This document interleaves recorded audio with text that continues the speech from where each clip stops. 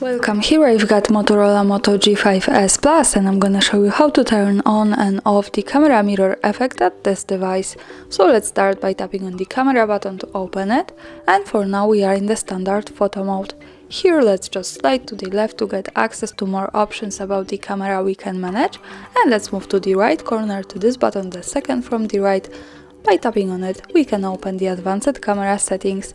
Now let's focus on the selfie camera. Here at the last position in this category we have selfie photo mirror option, so by using this button we can easily turn it on and turn it off like that as we need.